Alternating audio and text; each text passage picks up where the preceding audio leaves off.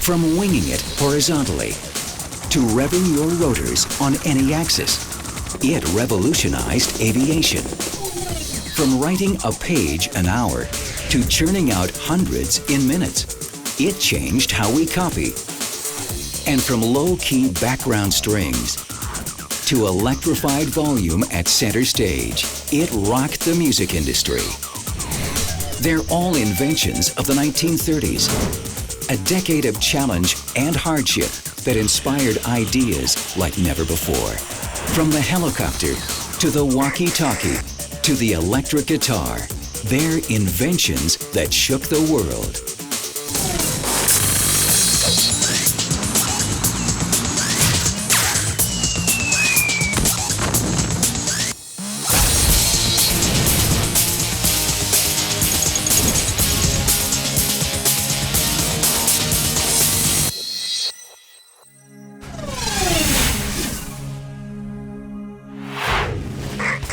It was decades ahead of the cell phone, and today it's still a way to stay in touch with soldiers on the front line, workers in the wilderness, and even your pal down the street.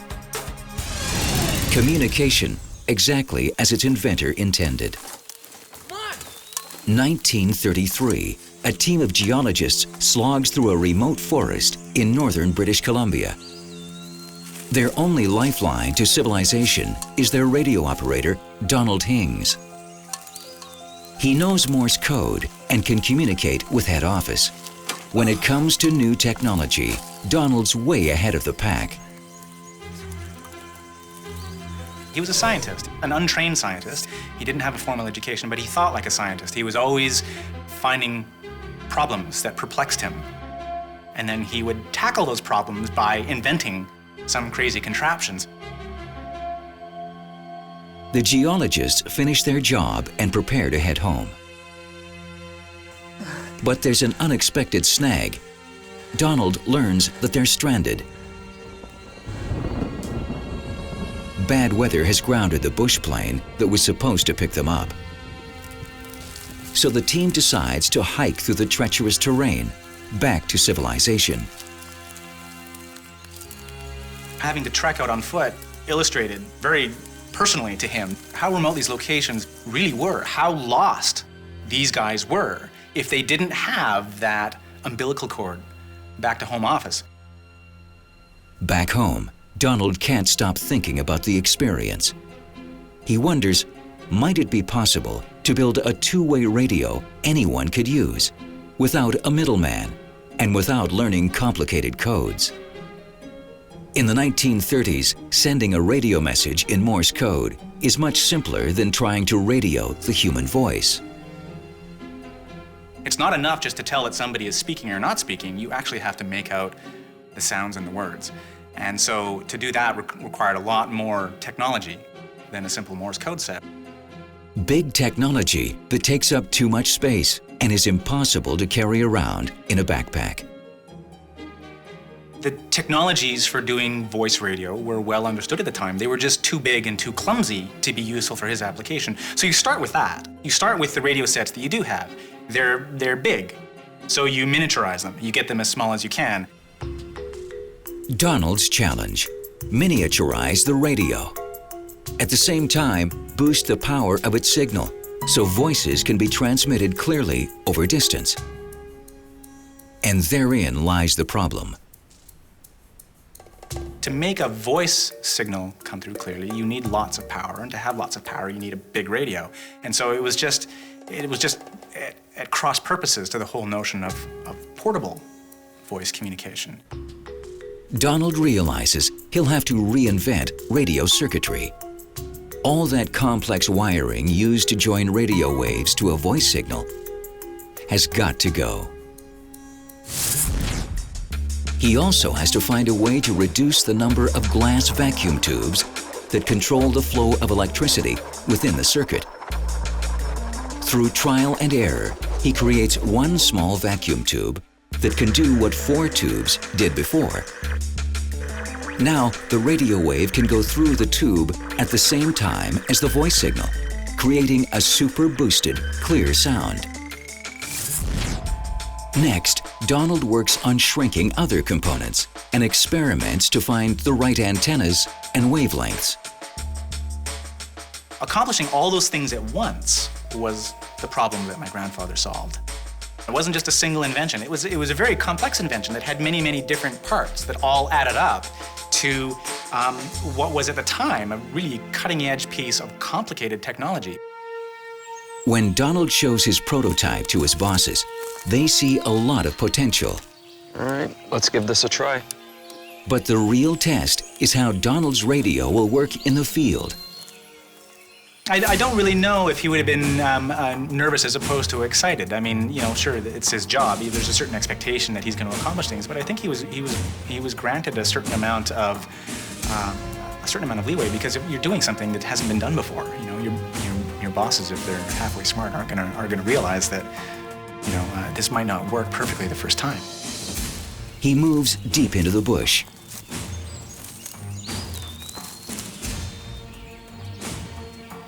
Testing. Testing. I hear you, Donald. I hear you. Loud and clear.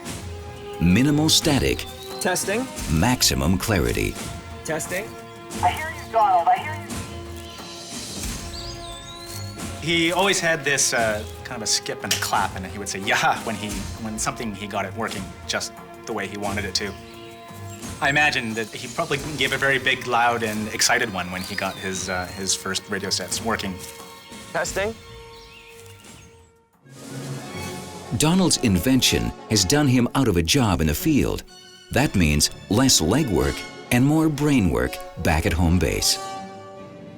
It was capable of sending out a voice transmission that could be picked up by the next nearest radio camp so that signals could be relayed all the way back to home office. He makes modifications to his two-way radio.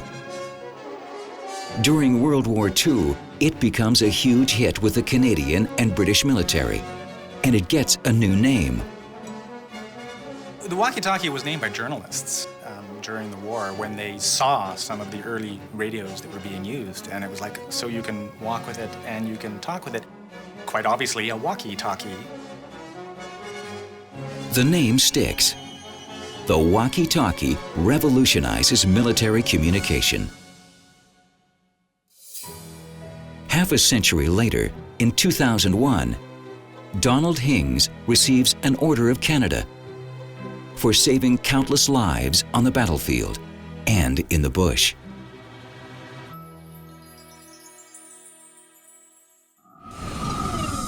Other inventions of the 1930s. 1938, the beach ball. Fantastic fun at the circus, and the perfect prop to put the frolic in summer fashion. 1936, the Phillips head screw, also called the crosshead, creates more torque and tighter fastenings. Perfect in power tools on the assembly line. 1932, the Dynasphere, powered by gravity and billed as a breakthrough in spherical locomotion. People line up to watch it, but not to buy it.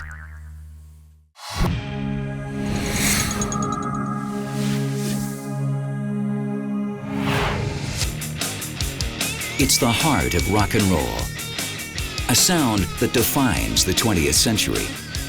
So it's hard to believe that guitarists used to fade into the background. Until one of them made it his mission to stand out in the crowd. It's 1929 in LA, where Hawaiian music is all the rage on the vaudeville circuit, and where a dapper young guitarist named George Beecham is trying to make a name for himself. If you look at a picture of George Beecham, you see a very urbane, sophisticated, very, very well-dressed, handsome young man. He looked very much the part. He was a partier. He loved a good time, he's very generous, and he made friends. In George's day, bands are getting bigger and louder. That's a problem for the guitar players because they're getting drowned out by the other instruments. And unless guys like George can find a way to pump up the volume, they'll never make a decent living. Volume was everything, because if you can't be heard, you're not worth as much. You want to play loud so people could hear you, and you want to play loud so that you could be somebody in the band rather than the robot in the back plunking out the rhythm.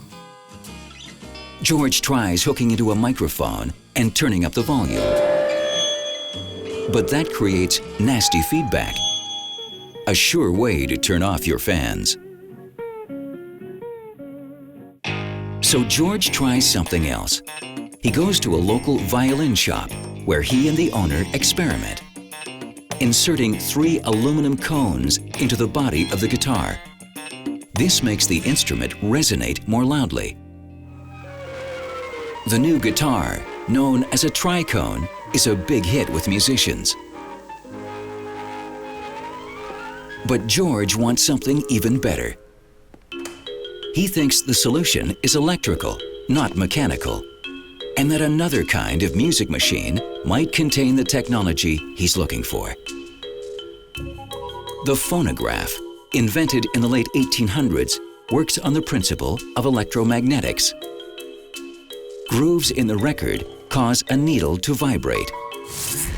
That vibration is picked up by a magnet wrapped in coils of conductive wire.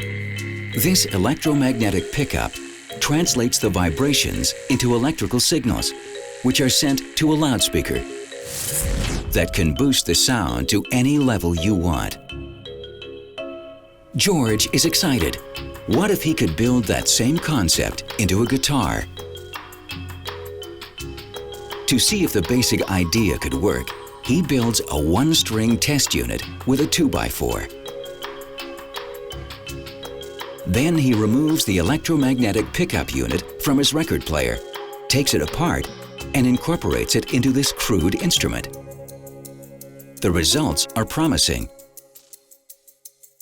So he goes on to experiment with different shapes and sizes of magnets. He decides that a horseshoe-shaped magnet works best, because a powerful magnetic force can be created within the horseshoe itself. He represents that sort of American Yankee ingenuity who's going to fix anything with a pickaxe handle and some baling wire. And he had that kind of can-do attitude. Next, George enlists a friend to build a proper guitar prototype. Over several weeks, a unique new instrument takes shape, called the frying pan. They called it the frying pan because it looked like a frying pan, but the shape owes a lot to the ukulele and the banjo, which were the stringed instruments of the time. It's time to insert the pickup device that George has designed. 2 horseshoe magnets placed end to end. The guitar strings will be threaded through the arms of the horseshoes, that is, through the magnetic fields. When a string is plucked, it will disturb those fields. The disturbances translate into electrical currents in the nearby coils of wire. That current travels to a loudspeaker. The result? A louder, more distinctive guitar than has ever been heard before. The next step, get some help to manufacture more guitars. George turns to another friend, Adolf Rickenbacker, who runs a tool and die plant. He goes to Adolf Rickenbacker because Rickenbacker is a craftsman, and Rickenbacker is a guy that works with his hands. George Beecham is a musician and a thinker and a dreamer. Rickenbacker is a straight shooter and a businessman. October 1931, they form a new company, Electrostring. But there's an unfortunate twist for George Beecham. His name doesn't look anything like it's pronounced. Bad for marketing. But Rickenbacker's name is already famous because his cousin is Eddie Rickenbacker, the legendary flying ace. So the guitar is sold as a Rickenbacker. George Beecham is the invisible man in the story of the electric guitar because he couldn't put his name on the guitar. He invented it, but his name wasn't on it. Soon, everyone is trying to build and sell their own versions of the electric guitar.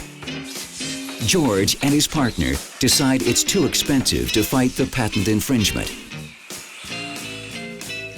And they describe in their advertising materials, it was a versatile sound. You could make it sound like whatever you wanted.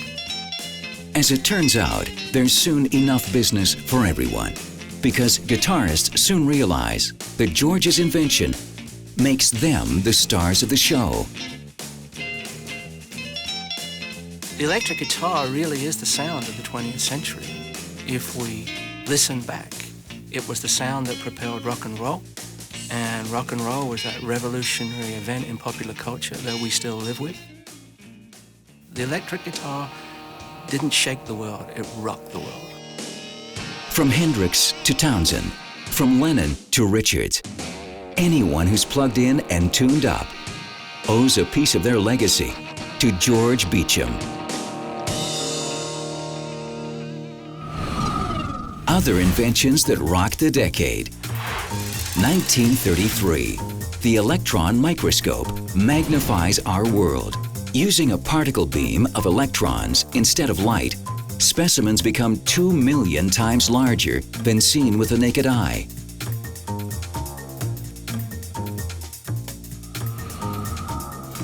And 1936, the air-conditioned suit.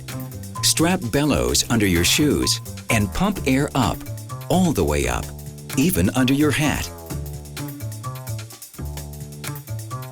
But it's the gift that never quite catches on.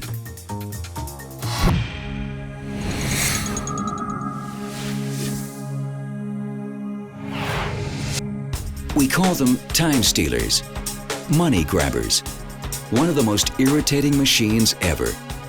But would you believe driving was even more annoying before the parking meter was invented? By an Oklahoma newspaperman. In 1931, Carl McGee runs the Oklahoma City News, and he's always on the lookout for a good story. But there's one headline he's fed up with: the city's never-ending parking crisis. From the turn of the century, or early 1900 to the mid-1930s, the number of automobiles in Oklahoma had increased by 500%. But the number of parking spaces hadn't increased.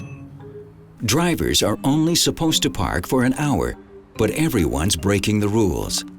Office workers park for their entire shift and hog that precious space all day long.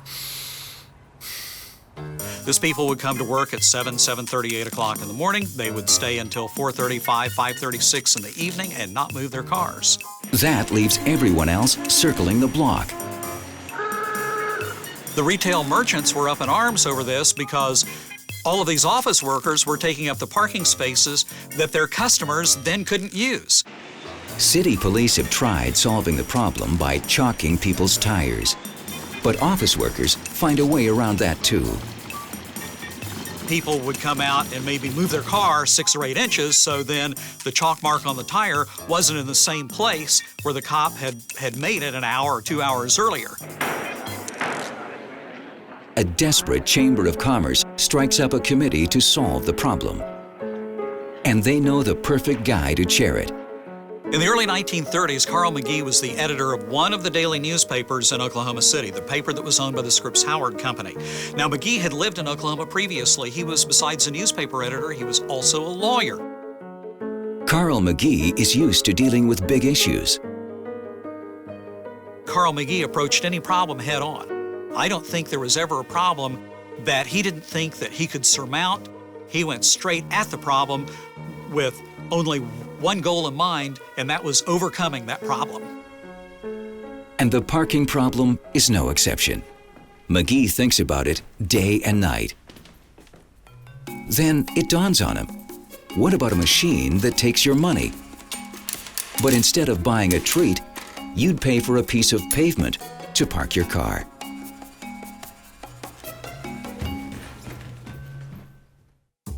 McGee realizes he'll need another critical component to make his idea work. A timer that tells drivers when their parking time expires. He tries to build a device on his own at home, experimenting with parts from an alarm clock. But he's no engineer. He'll need professional help to get his idea off the ground. McGee was also somewhat of a tinkerer and an inventor, and not really an engineer, but he had friends who were engineers. He's got connections at Oklahoma State University. As many conversations as he had with the professors and with students at Oklahoma State University, he never talked to them on the phone. He would insist on driving from Oklahoma City to Stillwater to meet with them, to see them, to talk to them in person. He pays a visit to the head of the engineering department, Professor Holger Thusen. I've got it. There would be a coin-operated timer. Thusen is intrigued and volunteers to come up with a solution himself. But it's not as simple as it looks. There are a lot of requirements to make a parking meter tick. It had to be simple to operate. It had to be inexpensive. It had to be hard to break into so that people couldn't steal the money out of it. It also had to be foolproof in that you couldn't use a slug in it instead of a nickel, and it had to operate in all kinds of weather, in the heat of the summer as well as in the cold of the winter. Thusen and McGee don't have time for all this tinkering. So McGee makes a suggestion. Why not enlist Thusen's engineering students? Turn it into a competition to give them incentive. He reached in his pocket and pulled out 5 $100 bills and gave them to the engineering professor at Oklahoma State University and said, "Here's the money for the contest. Let's make it happen. Let's make it work." At the end of the semester, the engineers in training present their creations. This will never work. None of the designs are perfect, but McGee and Thusen choose 3 prototypes that come closest to meeting their criteria. Not much better. Carl realized that for the parking meter to work, it had to meet a number of criteria. It had to be simple to operate, it had to be foolproof, hard to jimmy, hard for people to break in to steal the money, it had to be virtually weatherproof, it had to be able to operate in the heat of the summer and in the cold of the winter. They use these designs as the basis for another round of improvements. In the summer of 1933, Thusen and a fellow instructor unveil a prototype nicknamed Black Maria. She works like a dream. Insert a coin and turn the knob. That compresses a spring and makes the coin drop. As the spring releases, it also moves the pointer that shows how much time is on the meter. As the spring slowly returns to its original position, the pointer edges back to 0. McGee finally has a machine that works. Ladies and gentlemen, the park-o-meter. He files for a patent. The parking meter is ready for the streets, but it will be a tough fight to get it there. Several lawyers said, "Oh, you can't do that. You cannot charge people to park on a public street that was built by public money. It's double taxation. You can't do that." But City Council wins in court. In July 1935, people start paying for parking in Oklahoma City. Drivers are not pleased. But the local government generates $60,000 in the first year alone, a bonanza during the Depression. And suddenly, cities everywhere want in on the action. I don't think there's a city in the world that you can go to that you don't have to feed a parking meter to park. And people around the world can thank Oklahoma City for that privilege. And they can thank Carl McGee.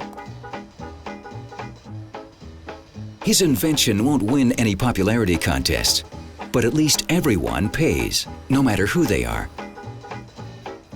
And it's a pretty small price when you consider the chaos that came before it.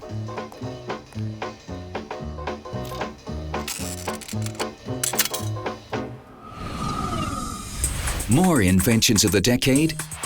1938, fiberglass. Plastic melted together with glass.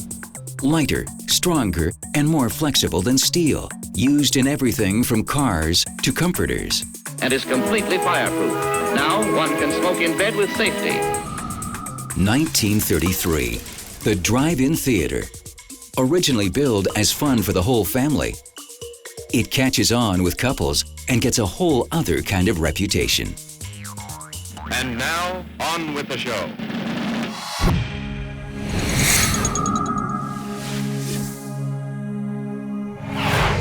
It's the greatest breakthrough in printing since the printing press back in the 1400s.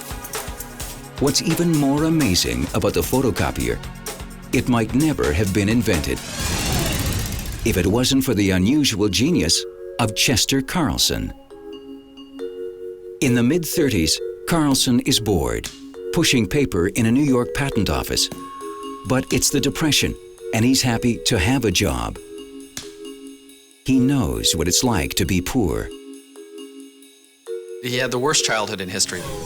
His father was an itinerant barber who had arthritis of the spine and also tuberculosis and was unable to work. Chester began working to support his family when he was 8 years old, and by the time he was in high school was the main financial provider of the family. Now, as an adult, he's had a hard time finding a job during the Depression, even though he has a degree in physics. That's how he ended up here, where every patent document has to be copied a dozen times, either copied out by hand, or photographed on an expensive machine, or mimeographed using sloppy wet ink. Photography could not provide the answer to the office copying problem, because in the more than a century that photography had existed, nobody had figured out how to print a photograph on plain paper. You needed chemicals, you needed specially treated paper. After work, things get even worse for Carlson. He goes to night school and can't afford textbooks, so he has to copy thousands of pages by hand. And he has arthritis like his dad, so he's in pain all the time. When his hands hurt so much that he couldn't write anymore, he would often go in the library and look for clues as to how a copying machine might be made. Carlson thinks those giant machines and wet ink could be replaced by something cleaner and more efficient, using light and electricity. An idea that takes off when he reads about something called a photoconductor, a substance that conducts electricity when exposed to light and does the opposite when left in the dark. Carlson's theoretical mind goes into hyperspeed. What if he could put an electric charge through an image, then use a photoconductor to drain the charge out of the lighter parts, leaving only the dark parts charged so they attract the ink powder? It's the glimmer of an idea, but how to test it? Carlson starts experimenting with different photoconductors and discovers that sulfur is the material he needs. But he has a hard time figuring out how to bond the sulfur to a metal plate to create a uniformly charged surface. Finally, he hired an assistant, and the assistant very quickly was able to perform the simple demonstration experiment that Carlson had laid out for him, that Carlson himself had been unable to do. Now that the metal plate has been successfully bonded with a sulfur coating, Carlson is ready to try making a copy. He creates a simple image by writing the date and location on a glass slide.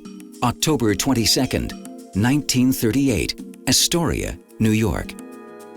Carlson then creates an electrical charge on the sulfur-coated plate by rubbing it with his handkerchief. He places the image on top of the electrically charged plate.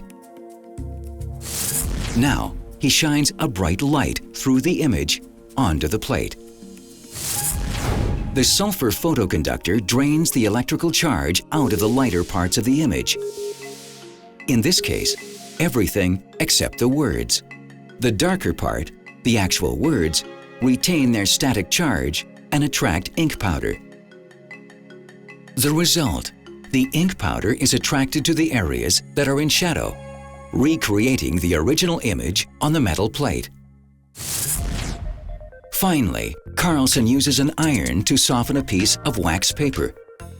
The warm wax sticks to the ink powder, transferring the words from the metal plate to the wax paper.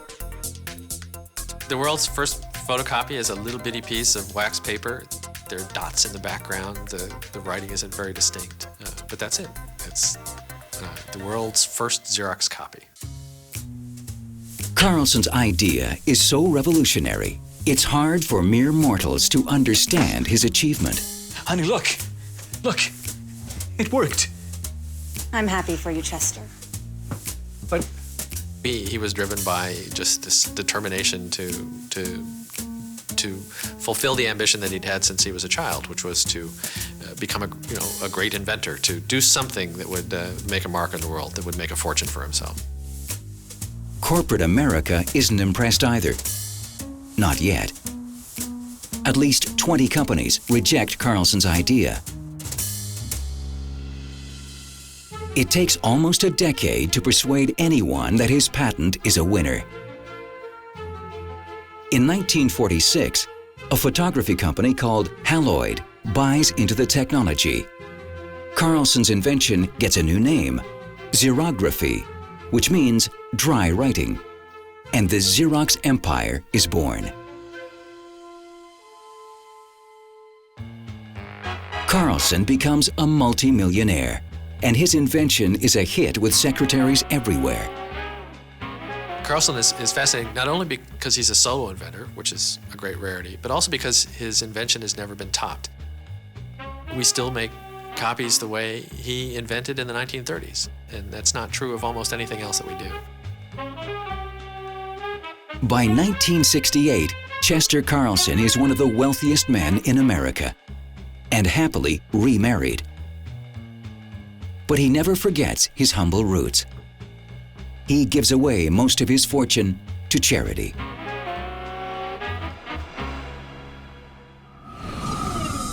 Other inventions of the 30s. 1933, motorcycle goggles with self-propelling wipers. The invention keeps bugs and rain out of your eyes, but it's not hard to see why this one never catches on.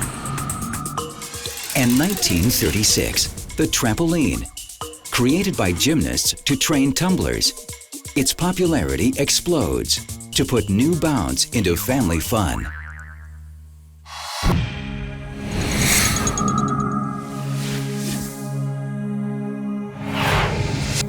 Whether it's zipping through narrow canyons or hovering in a concrete jungle, it's the most nimble and versatile of flying machines. But figuring out how to keep it aloft in the first place took decades of planning and persistence by the inventor. In 1931, Igor Sikorsky, an aircraft designer from Russia, has only lived in America for a little over a decade, but he's already famous and celebrating his latest invention, the biggest commercial airliner of the era, the Sikorsky S-40, an amphibious plane that he proudly promotes as his flying boat. The ship may very comfortably seat 40 passengers with excellent accommodation, dining facilities, washrooms, even a little bar. For most inventors, a flying boat would be the achievement of a lifetime. But Sikorsky has an even bigger dream. He's been obsessed by a different kind of flying machine ever since childhood. He'd seen it in one of Leonardo da Vinci's sketches, and he'd read about it in a Jules Verne's sci-fi novel. Jules Verne's book described the helicopter in uncanny detail, and primarily its capability of hovering, motionless in the air, dropping a line and saving people from sinking ships and all, I think was the inspiration that started that love affair between the helicopter and Igor Sikorsky. Sikorsky grew up to become Russia's leading aeronautics engineer, a whiz at designing airplanes. He also tried to build a couple of helicopters, including this strange contraption in 1910. The first one was a total disaster. The second one could barely lift itself off the ground, but incapable of lifting the weight of a man. Sikorsky's 25 horsepower engine was not nearly powerful enough to overcome the force of gravity.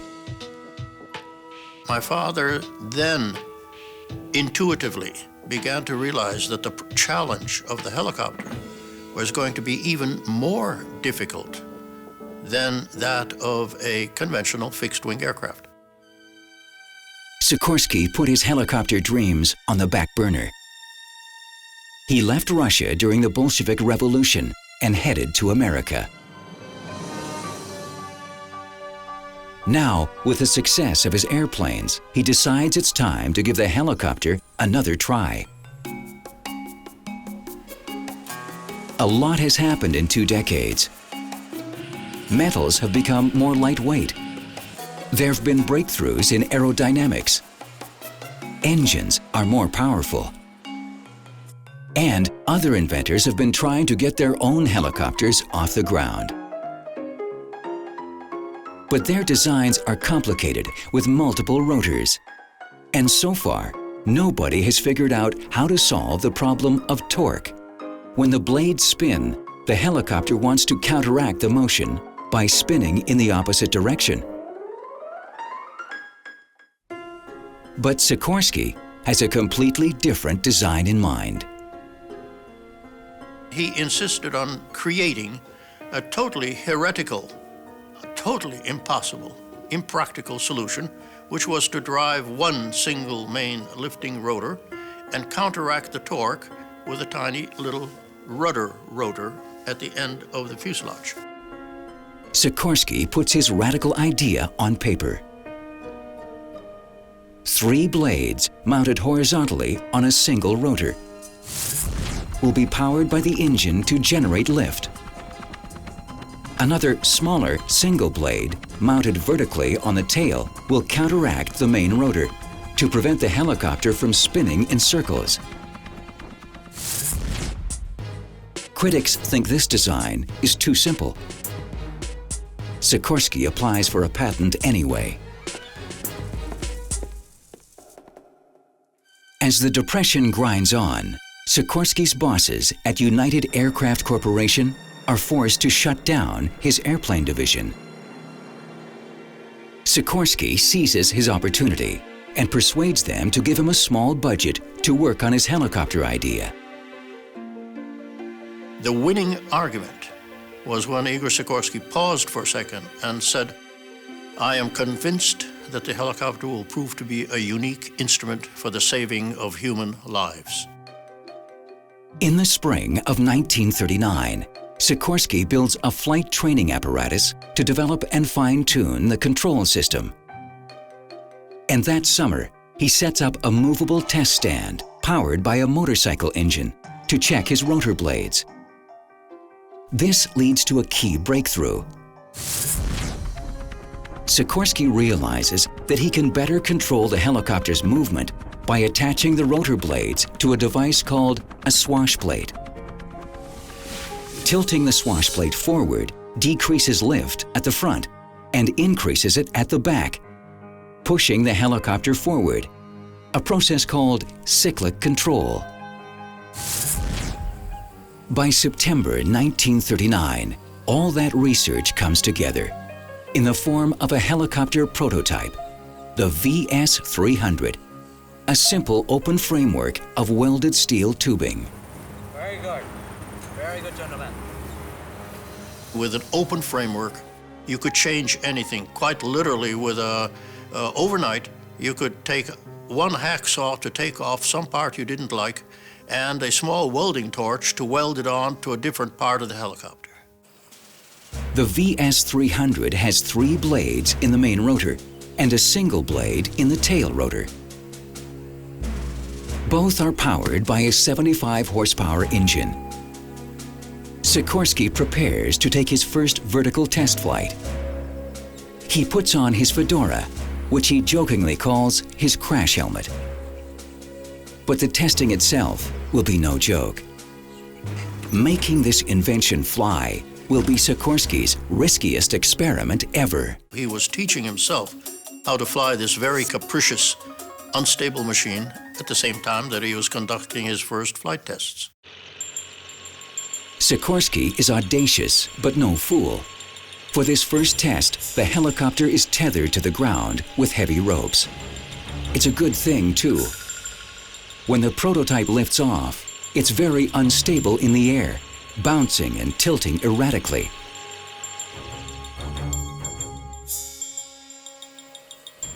Sikorsky spends the next 3 months refining his cyclic pitch control, trying to make the machine more stable. We are ready to go. But in December 1939, he suffers a big setback. With another test pilot at the controls, the modified prototype is caught in a gust of wind.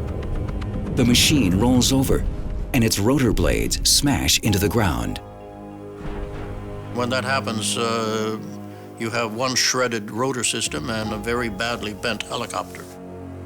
Sikorsky now believes the problem lies with the tail rotor, and he starts experimenting with different designs.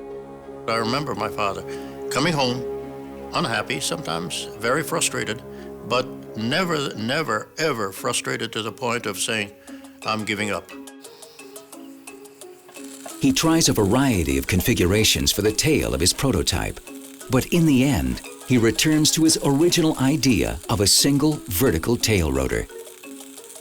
The trick, he realizes, is to position it so it's not compromised by the wash from the main rotor.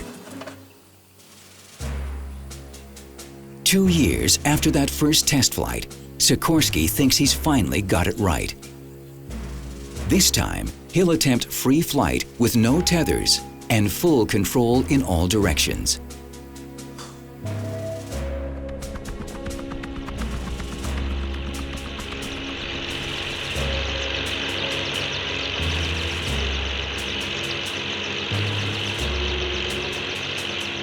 It's been 31 years since Sikorsky tried building his first helicopter back in Russia. At last, he and his team have proved that this kind of flight is possible and revolutionized aviation in the process. I know that my father was very pleased because when he came home, he had again one of these big, wide grins on his face. And he did say to the children at that time and to a rather interested mother, yes, it has flown. Today we flew it. I can say with a fair amount of conviction, he never, ever gave up that dream of building a helicopter. 3 years later, the helicopter does what Sikorsky had always dreamed it would do. In April 1944, the U.S. Army flies a helicopter into Japanese-held Burma to rescue soldiers caught behind enemy lines. The helicopter has become, as predicted by my father, it has become a unique instrument for the saving of human lives and speaks for itself. Igor Sikorsky becomes a household name. He's awarded the Presidential Certificate of Merit. And 70 years after his first free flight, Sikorsky's innovative design lives on in most of today's helicopters.